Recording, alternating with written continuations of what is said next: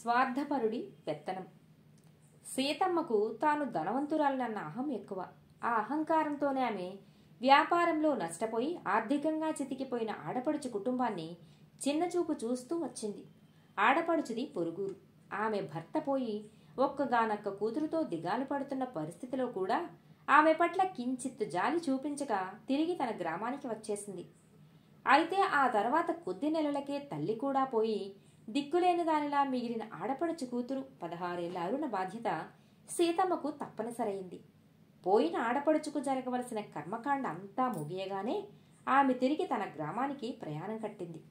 ఆ సమయంలో ఆ ఊరి పెద్దలు 2-3 ఆమెతో, ఇదిగో సీతమ్మగారు, నీ మేనకోడలు అరుణను ఒక్కర్తిను వదిలేసిపోతావేమో, అంత పని మాత్రం చెయ్యకు. ఎంత లేదన్నా మేనత్తవి, పిల్లని ఇంటి కోడల్ని చేసుకోలేకపోతే పోయావు, తీసుకుపోయి దగ్గర ఉంచుకుని కలో గంజో పొయ్యి అని మొహం మీదే చెప్పడంతో ఇక చేసేది లేక, పోనీ ఇంటి చాకిరీకైనా పనికొస్తుందిలే అని సరిపెట్టుకొని అయిష్టంగానే అరుణను తన ఇంటికి తీసుకువచ్చింది. తను ఇంట చేరిన మరునాడే మేనత్త పని మనిషిని మానిపించింది. ఆ క్షణం నుంచి ఇంటెడు చాకిరీ తన నెత్తిన రుద్దేసరికి అరుణ మనసులో చిన్నబుచ్చుకున్నా వెంటనే సర్దుకుని ఇంటెడు పని చెయ్యడానికి అలవాటు పడిపోయింది. ఇంట్లో ఉండేది మొత్తం 5. సీతమ్మ, ఆమె ఒక్కగానొక్క కొడుకు సూర్యంతో పాటు సీతమ్మకు స్వయాన అన్నగారైన పద్మనాభం, ఆయన 2 కూతుళ్ళు. వాళ్లల్లో పెద్ద కూతురు మాలతి సూర్యానికి కాబోయే పెళ్ళామని గ్రామమంతా చెప్పుకుంటారు. సూర్యం మంచివాడు, తెలివైన వాడిలా కనిపిస్తాడు. అయితే ఇంటి వ్యవహారాలేవి సూర్యం మాట మీద జరగవు. మొత్తం పెత్తనమంతా పద్మనాభానిదే. ఆయనే పొలాల్లో ఎక్కడ ఎప్పుడు ఏ పంట వెయ్యాలి, ఏ ధరకు ఎవరికి అమ్మాలి అన్న విషయాలన్నీ నిర్ణయిస్తాడు. రైతులు, వ్యాపారులు అందరూ ఆయనతోనే మాట్లాడతారు. ఇక ఇంటి అలంకరణ దగ్గర నుంచి పండగలకు పబ్బాలకు చేసే పిండి వంటల వరకు పెత్తనమంతా మాలతిదే. మీ మావయ్య పోయినప్పటి నుంచి మా అన్నయ్యే మాకు అన్నీ చూసి పెడుతున్నాడు. ఇక మాలతి లేకపోతే మాకు ఒక్క పూట కూడా గడవదు అంటూ అరుణ దగ్గర సగర్వంగా మాట్లాడేది సీతమ్మ మాలతి గురించి. ఒకరోజు సూర్యం పద్మనాభంతో, ఈసారి వరి ఎక్కువగా వెయ్యవద్దు మావయ్య, మొన్నటి పంటలో వరి దిగుబడే ఎక్కువగా ఉండి పప్పు ధాన్యాలకు కొరతగా ఉందని పట్నం నుంచి వచ్చిన నా మిత్రుడొకడు చెప్పాడు. అందుచేత పప్పు ధాన్యాలు ఎక్కువగా పండిస్తే మనకు మంచి లాభాలు వస్తాయి అని అనడం ఆ పక్క వరండాలో కూర్చొని కందులు విసురుతున్న అరుణ చెవిన పడింది. ఆ మరుక్షణం పద్మనాభం కసురుతున్నట్లుగా, అదే బుర్రలేనితనం, అందరూ నీలాగే ఆలోచించి పప్పు ధాన్యాలే వేస్తే మనకొచ్చే లాభం 0, అంచేత వరే వేద్దాం అన్నాడు. కానీ ఈ చుట్టుపక్కల చాలా పొలాలు వరికి మాత్రమే అనుకూలమైనవి మావయ్య. మనలా వరి, పప్పు ధాన్యాలు రెండూ చక్కగా పండే శ్రేష్టమైన భూములు ఉన్నవాళ్ళు చాలా తక్కువ. అందువల్ల చాలా మంది వరే వేస్తారు అన్నాడు సూర్యం. అదిగో మళ్ళీ తెలివి తక్కువగా మాట్లాడుతున్నావు. పట్నం నుంచి ఎరువులు కొనుక్కొచ్చి రాతి నెలలో కూడా బంగారం పండించేస్తున్నారు మన గ్రామం వాళ్ళు. అంచేత మనం కొరివితో తలగొక్కోకుండా వరే వేద్దాం, సరేనా అన్నాడు పద్మనాభం. అది కాదు మావయ్య అంటూ సూర్యం ఏదో చెప్పబోయేంతలో అక్కడే ఉన్న సీతమ్మ కల్పించుకుని, ఒరేయ్ మావయ్య పెద్దవాడు, అనుభవంతో చెబుతుంటే కాదంటూ ఒకటే వాదిస్తావేమిట్రా? అలాగే అన్నయ్య, వరే వేద్దాంలే, వాడు చిన్నవాడు కదా, ఏమీ తెలియనితనం, వాడి మాటలు పెద్దగా పట్టించుకోకు అన్నది. ఆ మాటలు వింటూనే అప్రయత్నంగా సూర్యం కేసి చూసిన అరుణకు అతడు మొహం చిన్నబుచ్చుకోవడం, పద్మనాభం పెద్ద కూతురు మాలతి చిన్నగా నవ్వడం కనిపించాయి. ఇప్పటి పరిస్థితుల్లో నాకు విలువలేదు, కానీ ఇంటి యజమాని అయి ఉండి కూడా బావకు విలువలేదు. నాకంటే అతడి పరిస్థితి మరీ అన్యాయం అనుకుని జాలిపడింది అరుణ. ఆ తర్వాత నెల రోజులకు దేవీ నవరాత్రులు సమీపించాయి. గ్రామ పెద్దలు 9 రోజులు 9 కార్యక్రమాల్ని తలొకటి చెప్పినా ఏర్పాటు చేయడం ఆ గ్రామం ఆనవాయితీ. భోజనాలయ్యాక ఇంట్లో అందరూ తీరిగ్గా కూర్చుని ఉన్న సమయంలో పద్మనాభం ఎప్పుడూ మనకు అలవాటుగా వచ్చిన హరికథ చెప్పే భాగవతారుకు ఒంట్లో బాగాలేదట, రాలేనని కబురు పంపించాడు. మరొక భాగవతారుకు కబురు చేస్తున్నాను అని చెప్పాడు.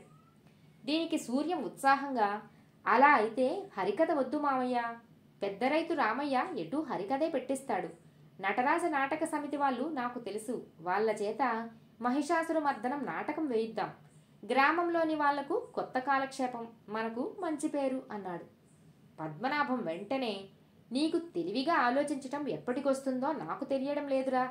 ఖర్చు మాట అలా ఉంచి దేవీ నవరాత్రుల్లో నాటకాలు అవి ఏమిటని ఎవరైనా అన్నారంటే ఉన్న పరువు కూడా పోతుంది అన్నాడు. ఇలా అయిన దానికి కాని దానికి మేనల్లుడి మీద పద్మనాభం పెత్తనం చలాయించటం అరుణకు చాలా కోపం తెప్పించింది. అయితే ఈ సంఘటన జరిగిన వారం రోజులకు విచిత్రంగా నటరాజ నాటక సమితికి చెందిన ఒక వ్యక్తి వచ్చి గ్రామంలోని పెద్దలను కలుసుకుని తానెవరైనది చెప్పి నవరాత్రులకు మహిషాసురమర్దనం నాటకం ఇక్కడ ఉచితంగా ప్రదర్శిస్తామని మొక్కుకున్నాం, అందుకు అనుమతించవలసినదిగా కోరాడు. తమకు కొత్త కాలక్షేపం దొరుకుతుందని సంతోషిస్తూ అందుకు పెద్దలు కూడా ఏకగ్రీవంగా ఆమోదం తెలిపారు. తన మాట నెగ్గకపోయినా తన కోరిక నెరవేరుతున్నందుకు సూర్యం కూడా చాలా సంతోషించాడు. పాడ్యం నాడు ప్రదర్శింపబడిన ఆ నాటకం చిన్నా పెద్ద తేడా లేకుండా గ్రామస్తులందరినీ విశేషంగా ఆకట్టుకున్నది. తమకు లభించిన ఆ అశేష ఆదరణకు నాటక సమితి అధ్యక్షుడు పరమానంద భరితుడై వేదిక మీద నిలబడి, మా నాటకం మీ అందరికీ నచ్చినందుకు చాలా కృతజ్ఞులం. మేము మొక్కుకోవడం, ఉచిత ప్రదర్శన అదంతా నిజం కాదు. ఇందుకు బాలా త్రిపుర సుందరీదేవితో పాటు మీరు మమ్మల్ని క్షమించాలి. 4 రోజుల క్రితం ఒక యువకుడు మా దగ్గరకు వచ్చి ఇక్కడ నాటకం ప్రదర్శించేందుకు మేమడిగిన డబ్బు ఇచ్చాడు. కానీ కారణం తెలియదు. తన పేరు గుప్తంగా ఉంచమని మాత్రం చెప్పాడు. అయినప్పటికీ మా ప్రదర్శనకు మీరిచ్చిన ప్రశంసల్లో ఆయనది ముఖ్య భాగం. అందుకని ఆయన పేరు చెప్పక తప్పదు. ఆయనే సూర్యంగారు అంటూ ముగించాడు.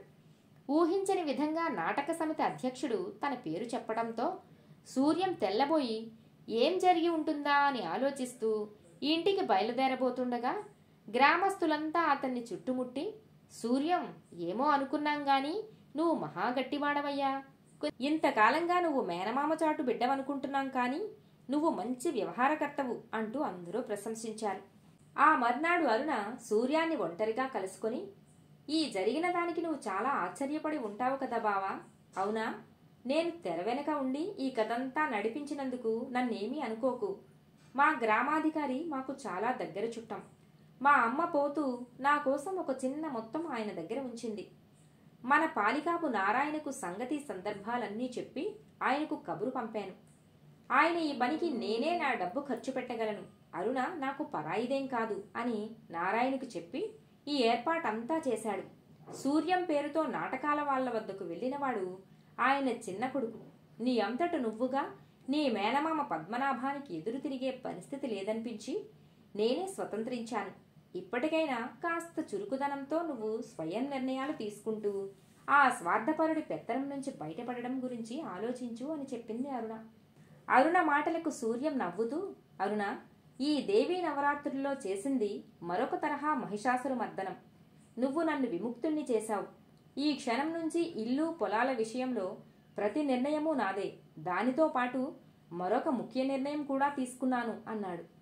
ఏమిటా ముఖ్య నిర్ణయం బావా అంటూ అరుణ ఆశ్చర్యపోతూ ప్రశ్నించింది. మరేం లేదు, నిన్ను జీవితాంతం నా మంత్రిగా నియమించుకుని నీ సలహా సంప్రదింపులతో జీవించాలన్నదే అన్నాడు సూర్యం. మంచి భార్య భర్తకు సలహాలివ్వడంలో మంత్రిలా నడుచుకుంటుందన్న పెద్దల మాటలు తెలిసిన అరుణ అతడి మాటల్లోని అంతరార్థం గ్రహించి చిరునవ్వుతో తల వంచుకున్నది. కథ సమాప్తం. మిత్రులారా, మరో కథతో మళ్ళీ కలుద్దాం.